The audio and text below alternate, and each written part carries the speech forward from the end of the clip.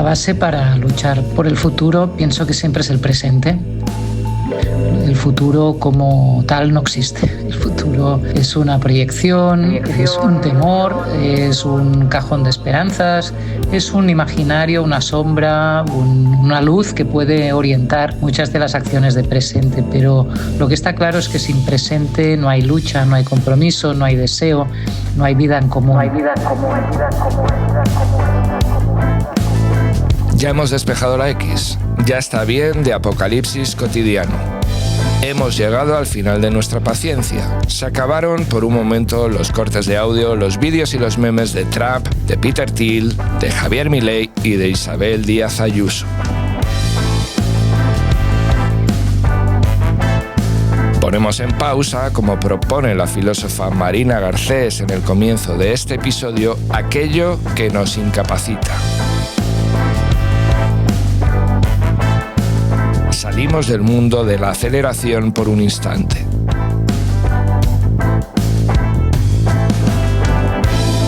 El sexto episodio de esta Utopía X es el comienzo de nuestra utopía. Z, porque habla de la rebeldía frente al final de los tiempos que han programado contra nosotros. Z, porque ha sido lo que ha unido a miles de personas a lo largo y ancho del planeta. Bienvenidos a nuestra utopía, la que habla de un mundo que está por construir. Utopía X. Las raíces del pensamiento de la extrema derecha del siglo XXI.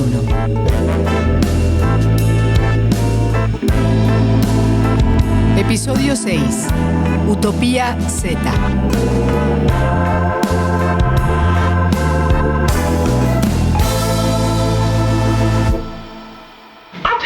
Te diré lo que significa libertad para mí. No tener miedo. Me refiero a no tener miedo de verdad. Si pudiera tener eso la mitad de mi vida, no tener miedo. Como los niños, que no tienen miedo. Es la única forma en la que puedo describirlo. Eso no es todo, pero es algo que se siente de verdad. Durante 20 años, Sheikh Hasina dirigió el destino de la República Popular de Bangladesh. Bajo su mando se produjeron desapariciones forzadas y ejecuciones extrajudiciales. La corrupción se extendió como una mancha de aceite por todo el país. En agosto de 2024, Hasina tuvo que renunciar ante las protestas de cientos de miles de personas. Huyó a India, donde permanece desde entonces. El 17 de noviembre de 2025 era condenada en ausencia como última responsable de la muerte de 1.400 personas y de miles de detenciones en la represión de la revuelta que le iba a sacar del poder. Mientras los organismos financieros internacionales subrayaban el milagro bengalí, forjado gracias a la exportación de ropa barata, esa ropa que puedes encontrar en las tiendas del centro de cualquier ciudad del mundo, la deuda y la inflación llevaron al pueblo de Bangladesh a un cruce de caminos: la revolución o la muerte lenta. Levantamientos como los de Bangladesh, Madagascar o Nepal han venido de la mano de una nueva generación, muy a menudo liderada por mujeres. Aunque no se haya reconocido así, estas revoluciones del fin del mundo han resonado en el norte global, donde la mayoría social está tomando conciencia de que la lucha contra la cancelación del futuro pasa por subvertir la narrativa de que unos pueblos deben ser privilegiados y otros subyugados bajo el ritmo del progreso.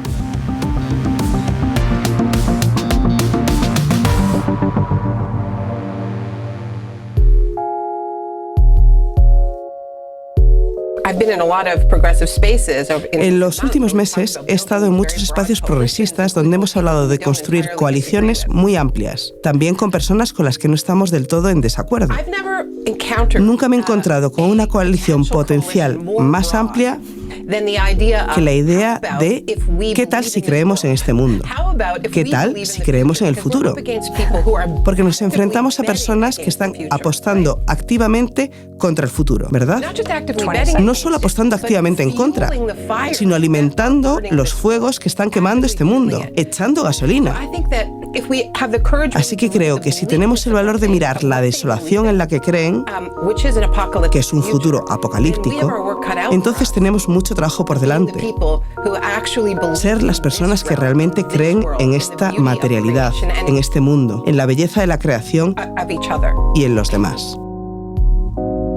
Como explicaba Naomi Klein en la entrevista con Democracy Now! Que acabamos de oír, el potencial de la coalición es enorme. De un lado, unas élites que apuestan por el fin de la vida. Del otro, toda la humanidad.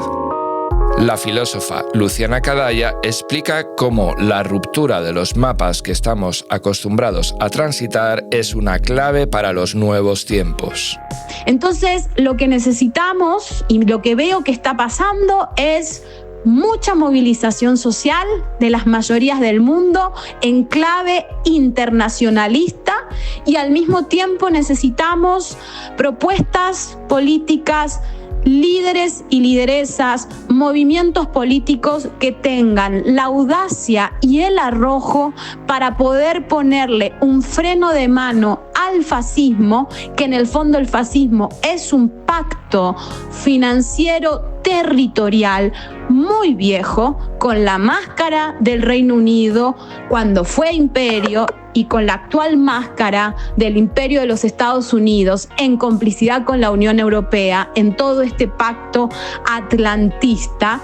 Me parece que ahí está la clave, desarmar ese pacto atlantista, generar las condiciones para un mundo multipolar y tener el arrojo y la audacia para saber que otra humanidad es posible y que hace mucho tiempo que venimos trabajando por ello, solo que necesitamos encontrar la oportunidad histórica para su realización.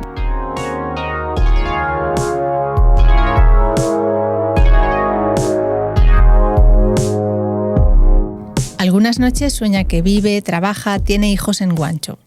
La utopía andina existió con ese nombre. Por suerte, piensa, no hay que inventar las utopías de cero. Las utopías de los vencidos siempre han estado ahí para quien quiera tomarlas. Gabriela Wiener, Atusparia, 2024. Por fuerza, la mirada se dirige hacia los ecosistemas, amenazados por la crisis climática y el castigo a la biodiversidad que supone el extractivismo y la explotación de los recursos. Las proyecciones sobre el futuro y las posibilidades en el presente deben tener en cuenta un factor determinante como son las dificultades para la vida, que ya son irreversibles después de siglos de progreso. La antropóloga ecofeminista Yayo Herrero introduce en la ecuación esa necesidad.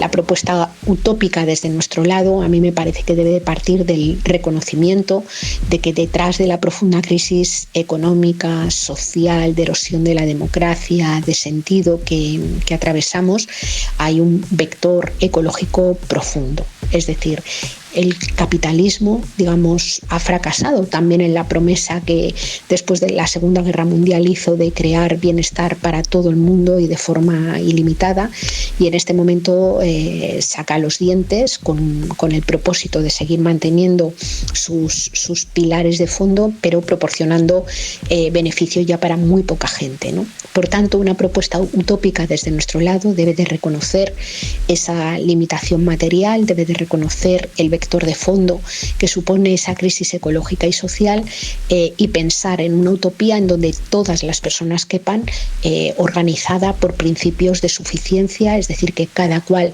tenga lo suficiente y que es necesario para vivir, ¿no?, de redistribución y un enfoque de sostenibilidad de la vida, es decir, una organización de la cultura, de la política y de la economía al servicio de un compromiso radical con el sostenimiento de todas las vidas. Pensar en un futuro que no sea distópico creo que supone sobre todo un compromiso radical con el presente. Usas la frase de que tenemos la posibilidad de una última utopía. ¿A qué te refieres con la última utopía? A la utopía antes del final definitivo. La última utopía es elevarse por encima de la política de la identidad, la política de la diferencia, y reinventar algo en común. Y eso abre un espacio para lo que yo llamo en el libro la posibilidad de simbiosis, es decir, de compartir la vida entre las muchas criaturas diferentes que habitan la Tierra. Las personas que están viendo esto podrían pensar, tiene razón, pero ¿qué podemos hacer al respecto? ¿Hacia dónde podemos mirar que nos dé esperanza? Estoy seguro de que si observamos las luchas cotidianas, las comunidades y los pueblos están involucrados. En algunos de los lugares más inhóspitos de la Tierra, principalmente en el sur global, vemos ejemplos concretos que muestran precisamente cómo las personas empiezan a reparar millones de vidas. Cómo se relacionan con cuestiones como el acceso al agua, el acceso a la vivienda, cómo poco a poco acceden a estos derechos que se llaman universales, como el derecho a respirar, sin el cual, por supuesto, la vida se vuelve incluso imposible de pensar. Durante la pandemia, los activistas por los bienes comunes David Bollier y Silke Elfrich describieron con un pincel fino uno de los problemas que nos atraviesan. Aunque muy pronto la tecnología permitirá editar los genes de los niños por nacer como si fuera un texto en un ordenador, decían, los medios para cuidar de los enfermos, de los ancianos y de los desamparados siguen siendo inalcanzables. La tensión entre las aspiraciones de los tecnooligarcas y las necesidades reales de la población habla de una lucha de clases que permanece a pesar o debido a esa carrera por el progreso. Alexander Thomas, cineasta.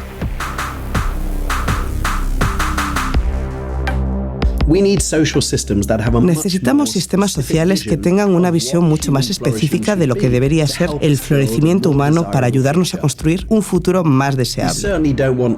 Desde luego, no queremos visiones singulares, utópicas o totalitarias del florecimiento humano. Y eso no es lo que estoy defendiendo aquí. Debemos de tratar de garantizar que nuestras visiones sean pluralistas e inclusivas y que permitan diferentes formas de florecimiento humano. Pero por el momento nos impulsa la banalidad del afán de lucro, y ese es un motivo que tiene muy poco en cuenta las cuestiones del florecimiento humano, y mucho menos las formas inclusivas y pluralistas del mismo. La izquierda europea ha abrazado históricamente el progreso con tanta o más fuerza de lo que lo hace el propio capitalismo. Pero existe también una larga tradición de pensamiento que advierte de la necesidad de parar máquinas. El filósofo y traductor Amador Fernández Sabater, autor de La batalla del pensamiento, pone sobre la mesa ese deseo de interrupción. ¿Cómo sustraernos al tiempo acelerado de la catástrofe, ¿no? Al tiempo acelerado que es la misma catástrofe, ¿no? Y que las políticas de ultraderecha han decidido acelerar aún más, ¿no? Acelerar la aceleración con su estrategia del shock y con su bombardeo de palabras, de agresiones, de acontecimientos, ¿no? De ataques. Bueno, yo creo que es algo que está en el corazón del pensamiento crítico contemporáneo y que podemos volver a algunas imágenes muy poderosas como la reflexión que hacía Walter Benjamin en su famoso texto sobre la filosofía de la historia, ¿no? Cuando hablaba de este ángel, ¿no? El ángel de la historia, precisamente, que en el cuadro de Paul Klee, de propiedad de Benjamin durante un tiempo, pues mira horrorizado cómo se levanta delante suyo una pila de ruinas, ¿no? De daños al mundo de diverso tipo, ¿no? Y que no puede, digamos, detenerse a cuidar, a escuchar, a reparar como él quisiera, porque hay un viento que lo empuja hacia el futuro, ¿no? El viento del progreso, según Benjamin, es lo que nos impediría, digamos, pararnos y escuchar, reparar, cuidar todo eso que merece ser, digamos, que merece nuestra atención, ¿no? Yo creo que aquí Benjamin nos propone pensar a fondo la necesidad de interrumpir ese viento que nos empuja.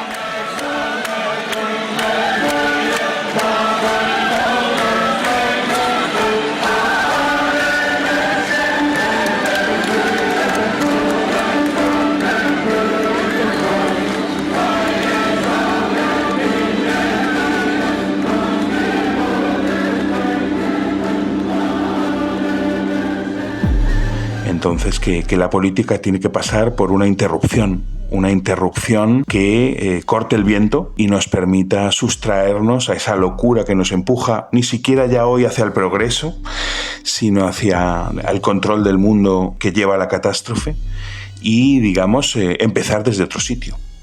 Creo que la política hoy tiene como condición primera pensar dispositivos prácticos de interrupción del viento de la catástrofe para precisamente encontrar otro tiempo, que sería el tiempo de un recomienzo, que partiría por atender a las ruinas que se multiplican a nuestro alrededor y dentro de nosotros mismos, ¿no? Y yo pienso que ese tiempo está ligado a la deliberación, ¿no? Que es el tiempo del pensamiento, ¿no? Que el pensamiento, cuando somos capaces de efectuarlo a nivel individual o colectivo, interrumpe. Se interrumpe para pensar y se piensa para interrumpir. En la interrupción forzada que supuso la pandemia del COVID-19 quedó demarcada la verdadera esencialidad de los trabajos peor pagados. Educadoras, limpiadoras, transportistas, sanitarios y sanitarias, cuidadoras, trabajadoras de hogar y personal de residencias.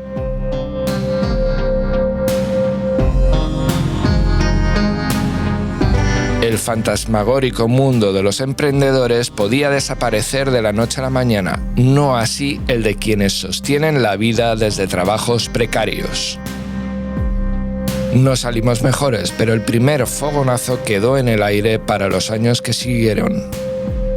Todo podía detenerse. Los estados podían intervenir la economía y asegurar salarios. El tiempo acelerado podía quedar en pausa. La defensa de los servicios públicos, la reclamación de espacios para la vida en común se conforman hoy como partes fundamentales de la lucha contra el fascismo. También como una oposición al ritmo desquiciado del tecnocapitalismo. La traductora y militante Ana Useros detalla cuál es el elemento imprescindible desde el que vertebrar el antifascismo de hoy. Porque lo que ocurre ahora es que todas las luchas, todas las que podamos imaginar, adquieren necesariamente ese tinte antifascista, ¿no? El defender el centro de barrio es una lucha antifascista, el defender la educación es una lucha antifascista, todo acaba siéndolo.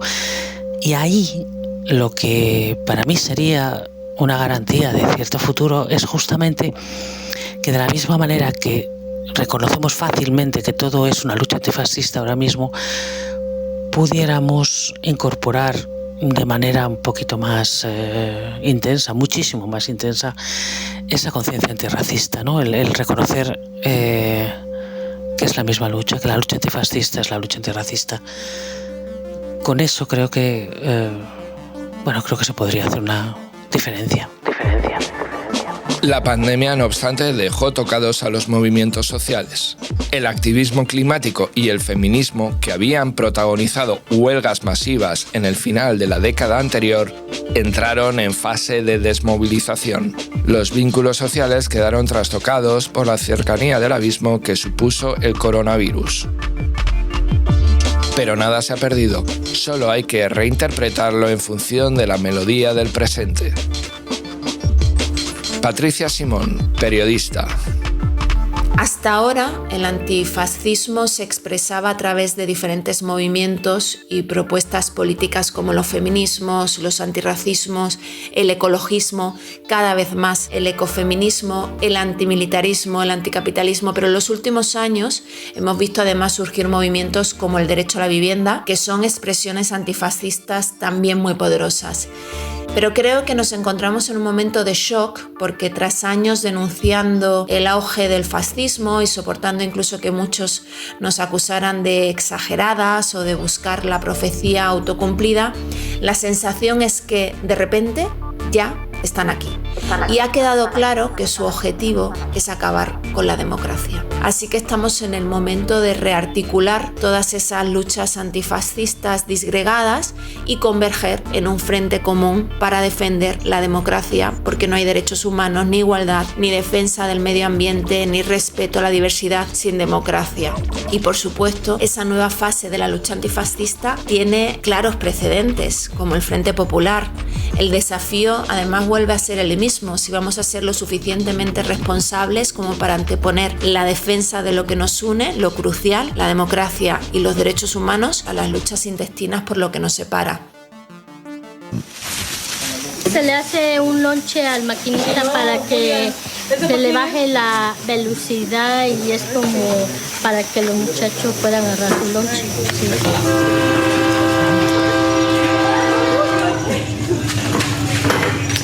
El agua.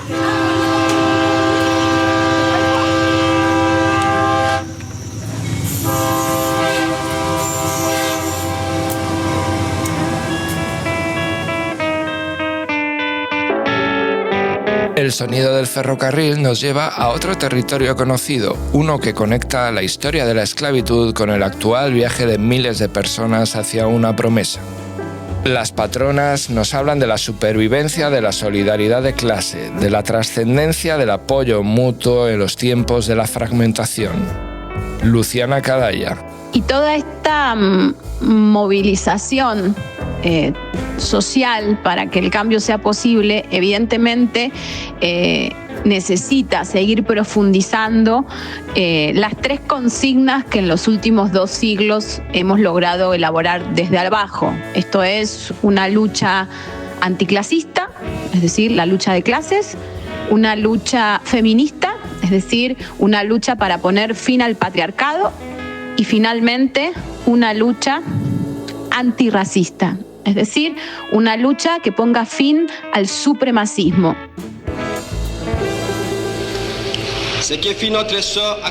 Nuestras heridas, tras 80 años de régimen colonial, están todavía demasiado frescas y son demasiado dolorosas como para olvidar. Hemos conocido el trabajo agotador exigido a cambio de salarios que no nos permitían ni comer para saciar el hambre, ni vestirnos, ni una vivienda digna, ni criar a nuestros hijos como seres queridos. Hemos sufrido las ironías, los insultos y los golpes que debíamos soportar mañana, tarde y noche solo por ser negros. ¿Cómo olvidar que a un negro se le dice no como si fuera un amigo, sino porque el usted digno se reserva a los blancos? Hemos visto cómo nuestras tierras fueron expoliadas en nombre de textos supuestamente legales que solo reconocían el derecho del más fuerte. Hemos vivido que la ley nunca era la misma en función de si se trataba de un blanco o de un negro, acomodaticia para unos, cruel e inhumana para los otros. Hemos conocido los sufrimientos atroces de los desterrados por sus opiniones políticas o creencias religiosas, exiliados en su propia patria. Su destino era verdaderamente peor que la muerte. Todo eso, hermanos míos, lo hemos sufrido profundamente. Pero todo eso, nosotros, sus representantes elegidos para dirigir nuestro país, nosotros, que hemos sufrido en nuestros cuerpos y en nuestro corazón la opresión colonialista, decimos que ha terminado. La República del Congo ha sido proclamada y nuestro querido país está ahora en manos de sus propios hijos.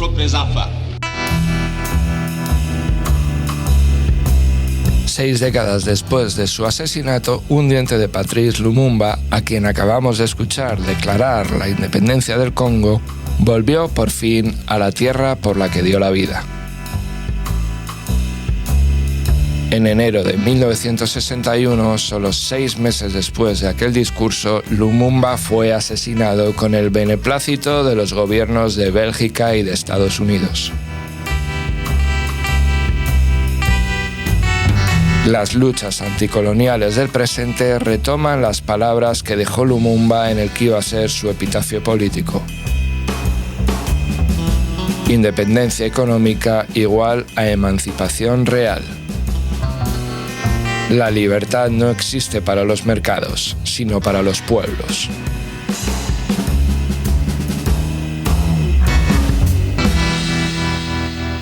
Desnuda va la libertad por las montañas de Siria en los campos de refugiados.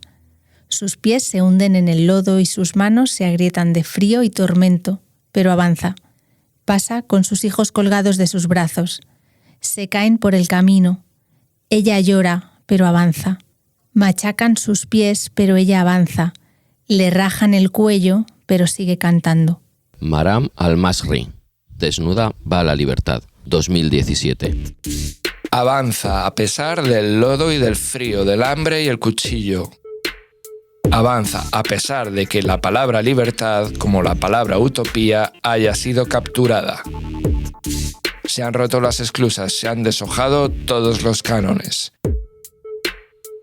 El relato de Occidente ha sido examinado, desmontado, desbordado.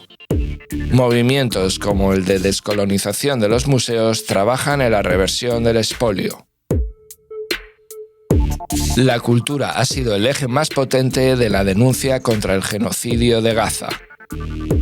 Boicot a festivales, partidos de baloncesto jugados a puerta cerrada, lentejuelas oxidadas y cardados a media asta en el Festival de Eurovisión. Al mismo tiempo, las expresiones del antirracismo llenan las pistas de baile, los cines y las baldas de las librerías.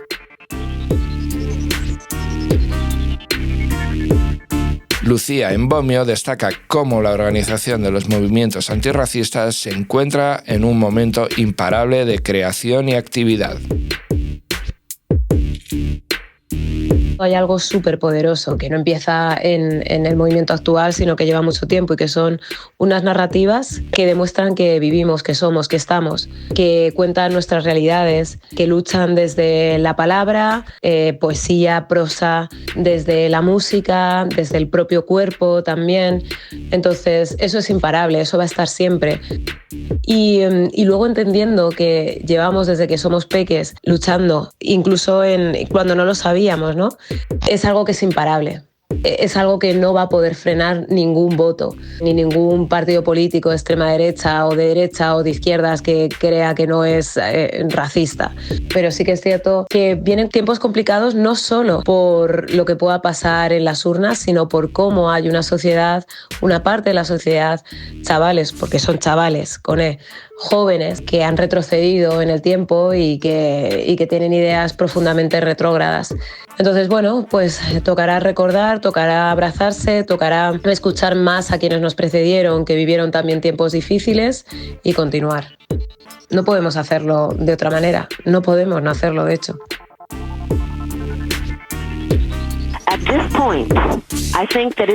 En este punto creo que es importante dejar algo muy claro. He defendido y sigo defendiendo cambios revolucionarios en la estructura y los principios que rigen los Estados Unidos. Defiendo la autodeterminación de mi gente y de todos los oprimidos dentro de Estados Unidos.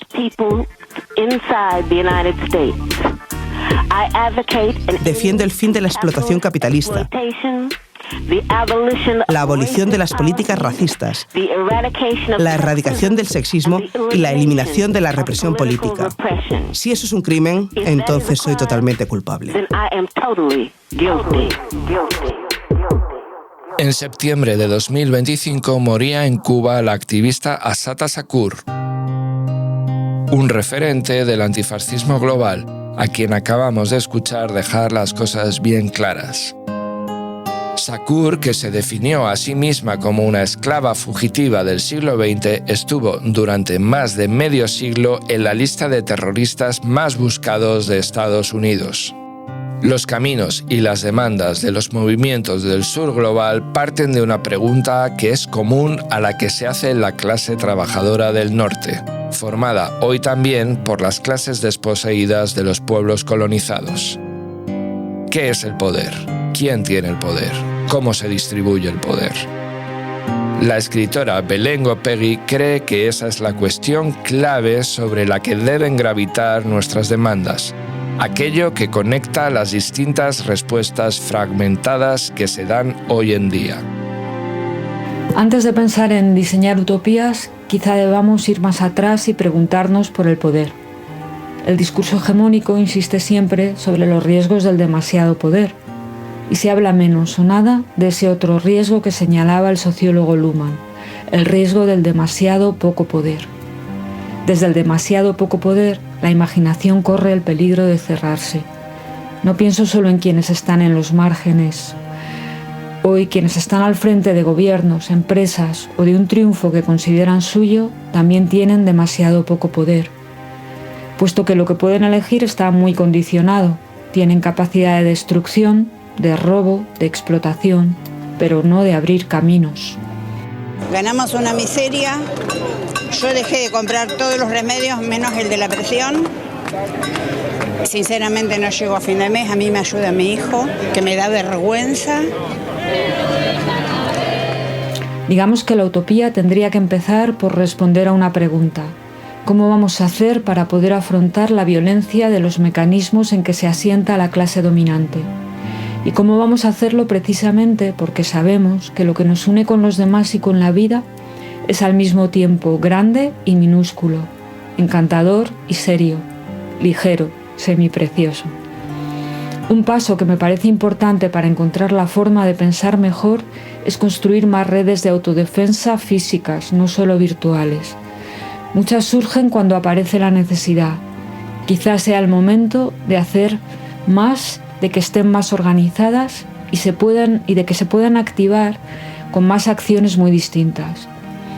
Como decía Chesterton, no cultivar la valentía, sino luchar y descubrir que te has hecho valiente. Esas redes, al ser cada vez más firmes y más valientes, serán cada vez más imaginativas y podrán imaginar utopías que nos muevan.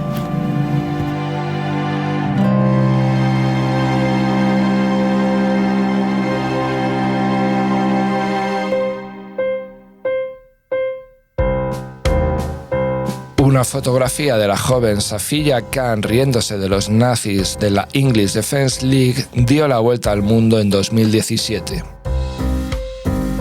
Un año antes, el gesto serio de la sueca Tess Asplund, levantando el puño y desafiando a cientos de manifestantes del movimiento nórdico de resistencia, subrayaba que el protagonismo del antifascismo global lo han tomado las mujeres. En cientos de ciudades de todo el mundo, el grito "Ele Now" irrumpió para combatir el arreglo entre el militarismo, el evangelismo y el racismo que llevó a Jair Bolsonaro al poder en Brasil. La política y activista Marielle Franco es la imagen de la resistencia antifascista del país. Greta Thunberg, activista climática, defensora de los derechos humanos y posiblemente la más conocida de las líderes de la generación Z, ha sostenido la mirada de los soldados del Estado genocida de Israel y del ministro Ben-Gvir. Ha soportado las torturas como miembro de una de las flotillas Global Sumud.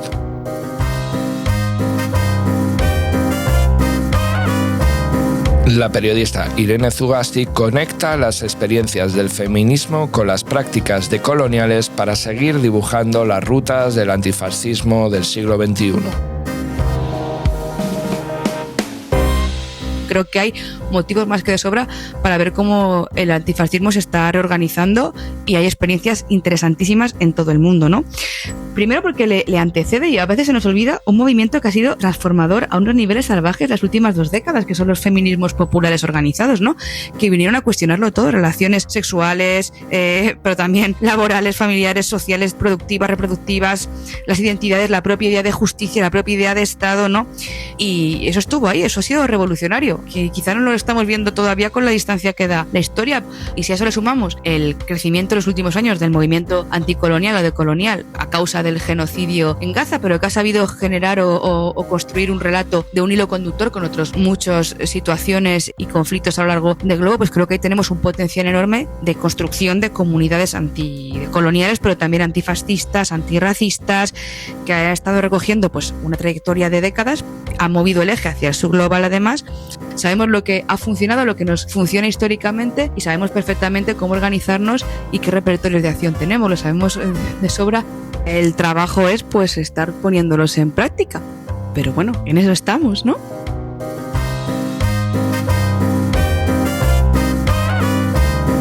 Nuria Lavao introduce otra de las problemáticas de nuestro tiempo: cómo superar el marco del antifascismo institucional para llevar a cabo una ofensiva efectiva que aborde las causas de la desafección política que ha generado esta epidemia ultra. Entonces, si dejamos que la desafección la represente la extrema derecha y parte de los movimientos o de las izquierdas, lo que hace es relegitimar lo que existe, ¿no? que genera mucho malestar, mucha desigualdad, muchas contradicciones, pues de alguna manera ya estamos perdiendo, ¿no? Entonces, un antifascismo, por así decir, que tiene mayor capacidad de oponerse a estas opciones políticas, es un antifascismo que pone en primer plano la lucha por las condiciones materiales, ¿no? La cuestión de clase, incluso vinculada a los movimientos de las disidencias sexuales y al feminismo, ¿no? Un feminismo que pone en el centro esta cuestión material y por tanto tiene un proyecto de alcance universal, ¿no?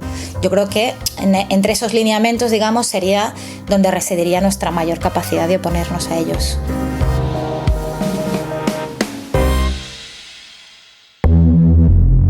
Y decimos que es hora de acabar con estos cerdos que desperdician y destruyen toda esta riqueza que producimos aquí y en el resto del mundo, más aún, que no saben sino desperdiciarla y destruirla. La desperdician construyendo miles de bombas atómicas o yendo a la luna. Destruyen incluso la fruta, toneladas de melocotones y peras porque hay demasiada y tiene poco valor. Porque para ellos todo tiene que tener un precio, tiene que tener un valor. Eso es lo único que les interesa y no los productos que no pueden existir si no tienen valor. Para ellos, estos productos no pueden servir a la gente que no tiene que comer. En cambio, con toda esta riqueza, la gente ya no tendría que morir de hambre y ya no tendría que trabajar. Tomemos toda esta riqueza, tomemos todo. Nani Balestrini. Lo queremos todo. 1971.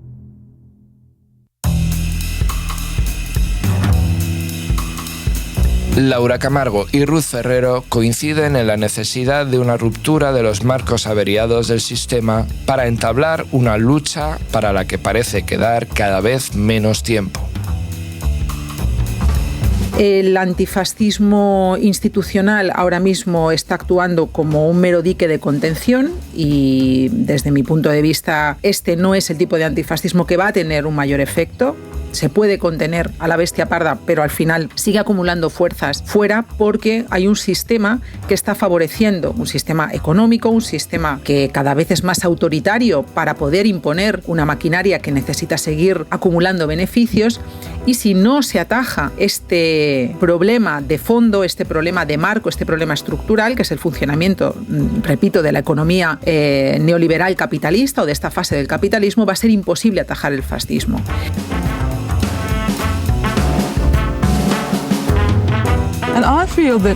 Y siento que si vamos a hablar sobre la liberación total de las personas negras, primero nos tenemos que liberar de las condiciones materiales de nuestra opresión. Es la falta de empleos, empleos precarios, el desempleo, malas viviendas, una mala atención médica y todo ese tipo de cosas que quedarán erradicadas con el socialismo. Diría que el antifascismo sirve efectivamente para defender el terreno mínimo, un espacio muy acotado y para frenar los retrocesos, pero para superar el crecimiento de la extrema derecha y las propuestas reaccionarias hace falta un proyecto en positivo que aborde directamente el malestar social, que ofrezca un tipo de seguridad que no sea punitivista y además construya un concepto de nosotros amplio. Sin esto es muy probable que el antifascismo por sí solo no baste.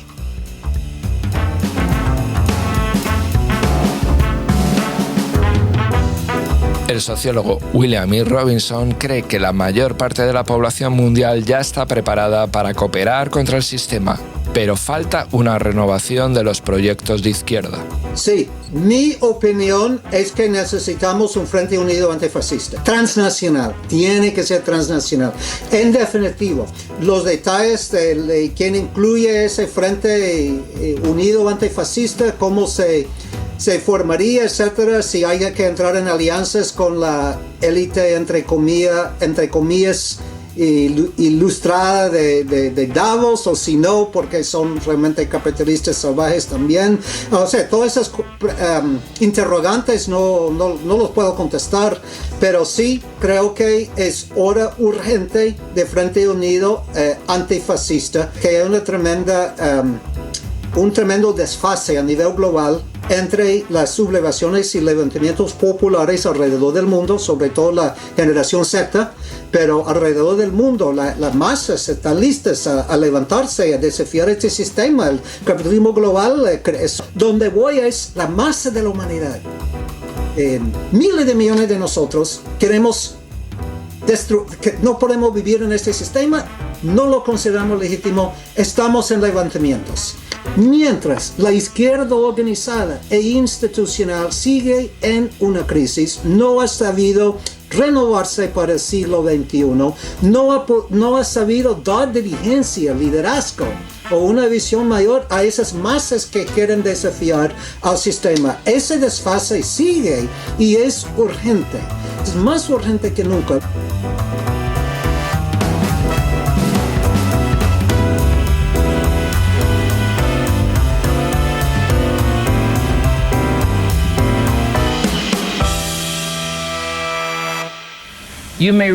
Tú puedes escribirme en la historia con tus amargas, torcidas mentiras. Puedes tirarme al fango y aún así, como el polvo, me levanto. ¿Mi descaro te molesta? ¿Por qué estás ahí quieto, apesadumbrado? Porque camino como si fuera dueña de pozos petroleros bombeando en la sala de mi casa. Como lunas y como soles con la certeza de las mareas. Como las esperanzas brincando alto, así yo me levanto. ¿Me quieres ver destrozada? Cabeza agachada y ojos bajos, hombros caídos como lágrimas, debilitados por mi llanto desconsolado. ¿Mi arrogancia te ofende? No lo tomes tan a pecho, porque yo río como si tuviera minas de oro excavándose en el mismo patio de mi casa. Puedes dispararme con tus palabras, puedes herirme con tus ojos, puedes matarme con tu odio y aún así, como el aire, me levanto. ¿Mi sensualidad te molesta? ¿Surge como una sorpresa que yo baile como si tuviera diamantes ahí donde se encuentran mis muslos? De las barracas de vergüenza de la historia yo me levanto. Desde el pasado enraizado en dolor yo me levanto. Soy un negro océano amplio e inquieto manando, me extiendo sobre la marea, dejando atrás noches de terror. Me levanto a un amanecer maravillosamente claro. Me levanto brindando los dones legados por mis ancestros. Yo soy el sueño y la esperanza del esclavo.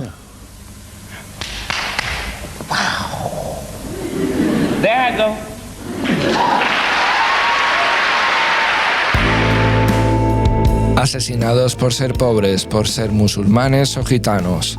Asesinadas por ser antifascistas, trans. Asesinados al grito de maricón. Los crímenes de odio que han acabado con 6 personas en lo que va de década en España recuerdan que hay una batalla del antifascismo que se da a la defensiva. Un antifascismo que debe contrarrestar la violencia escuadrista, el crimen organizado de los jóvenes ultras que recogen los mensajes encriptados que se lanzan desde los despachos del poder. Miquel Ramos, periodista y codirector del proyecto Crímenes de Odio, detalla las distintas fases por las que ha pasado el antifascismo a lo largo de las últimas décadas. El antifascismo se ha tenido que reinventar estos últimos años precisamente por este auge de la extrema derecha y esta conquista institucional que está logrando en varios países, ¿no? Por lo tanto, las fórmulas que servían para combatir a los neonazis o a los fascistas de los años 90, a principios de 2000, que eran bandas callejeras, había mucha violencia en la calle, eran grupos bastante marginales, pues ya no sirven. Estamos hablando ahora de partidos y organizaciones que están en el gobierno o think tanks multimillonarios, ¿no? Pues, que forman parte de una red antiderechos que influye también en las políticas y en los debates públicos, ¿no?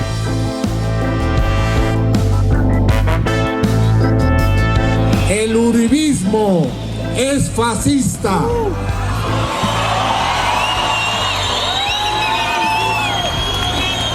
Representa la ideología del desprecio en todos sus componentes de los demás seres humanos. El racismo, el clasismo, la misoginia, la homofobia, la depredación de la naturaleza, el odio a la paz. Eso representa el uribismo en Colombia. Ni centro ni democrático. Uribe es fascista, digámoslo con toda claridad.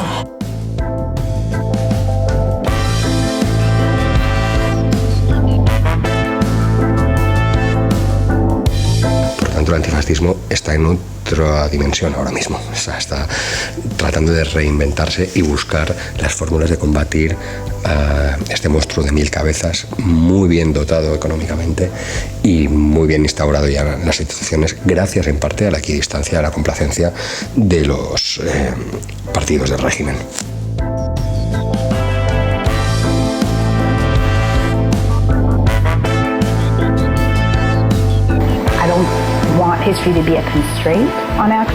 No quiero que la historia sea una limitación para la acción. Quiero que sea una guía que nos ayude a orientarnos y a desarrollar un lenguaje común sobre cómo vamos a luchar. Por eso me importa la formación política. Por eso me importa crear planes de estudios y enseñar y aprender en colectivo.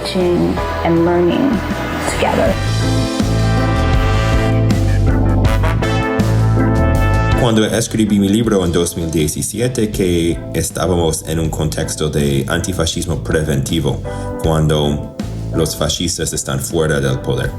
Ahora estamos en un contexto diferente. Fascistas como Stephen Miller, Pete Hegseth, etcétera, etcétera, están en la Casa Blanca y obviamente Trump es, si no exactamente un fascista en un sentido tradicional, es demasiado cerca. Depende en su perspectiva.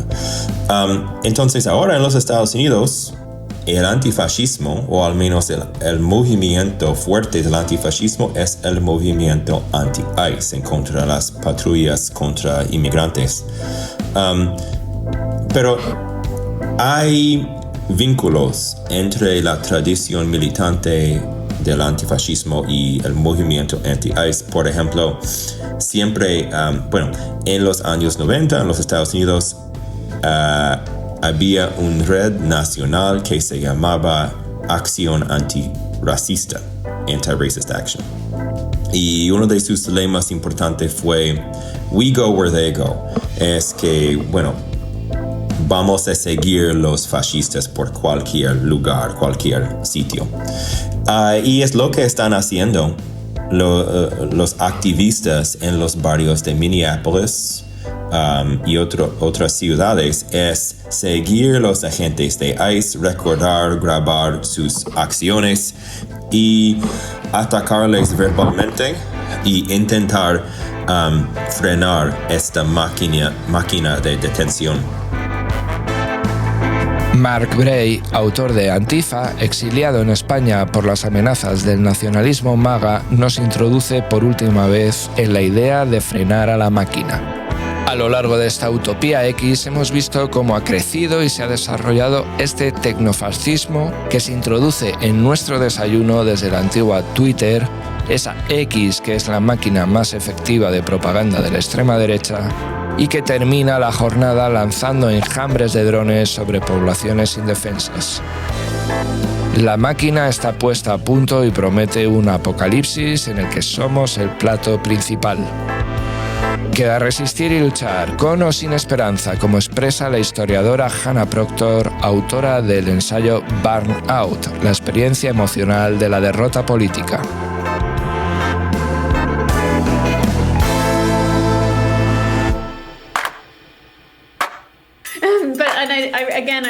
Pero me doy cuenta de que es algo así como, bueno, si sientes tanta desesperación, ¿no te limitarías a dejar de actuar?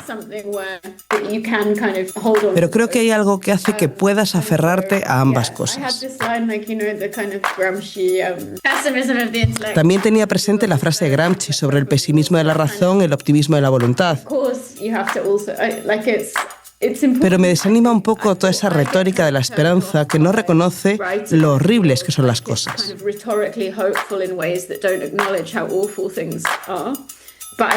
Creo que es posible mantener la esperanza y, al mismo tiempo, mirar cara a cara los horrores de la coyuntura contemporánea, si es que eso tiene sentido.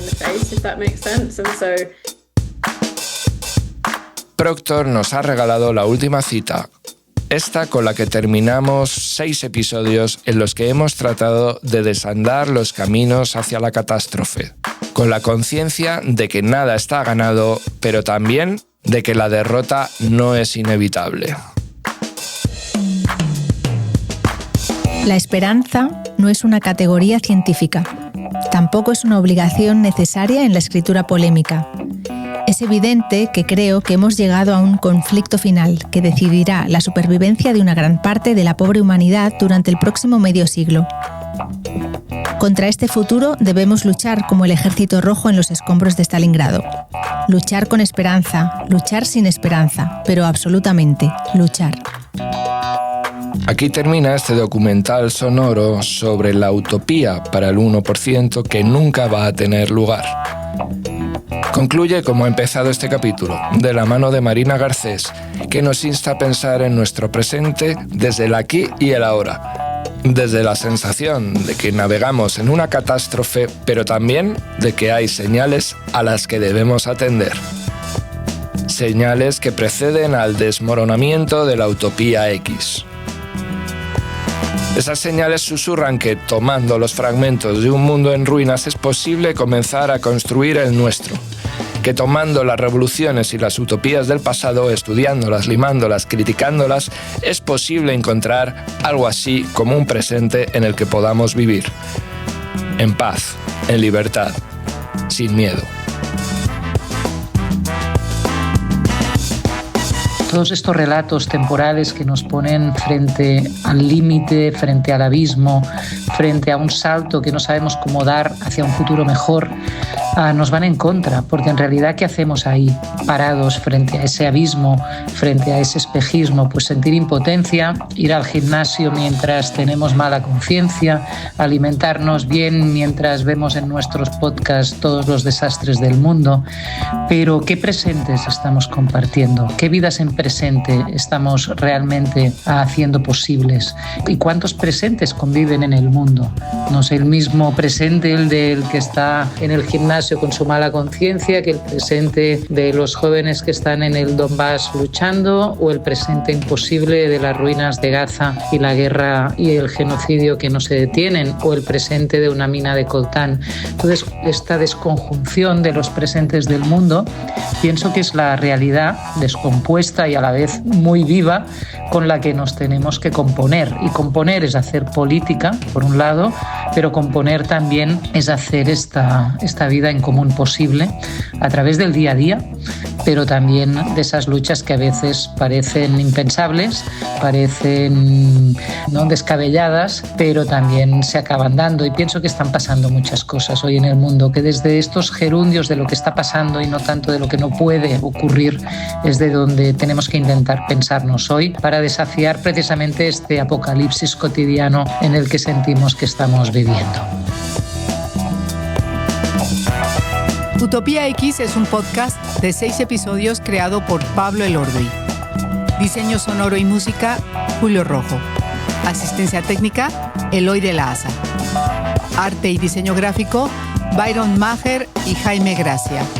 Con la colaboración de Susana Albarrán, Patricia Reguero y Ajo Castro.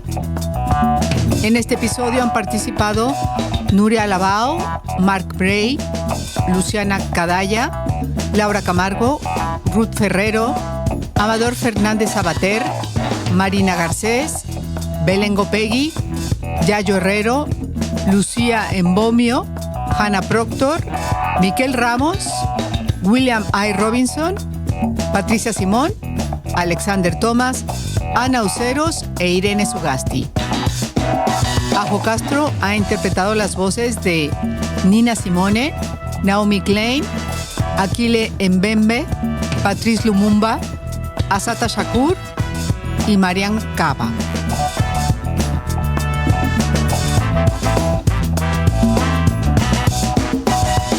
Utopía X es un podcast de El Salto Radio, dirigido por Pablo Elordi y Julio Rojo.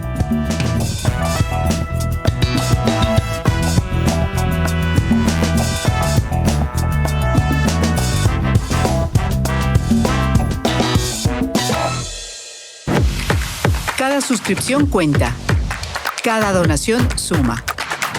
Hazte socia del Salto.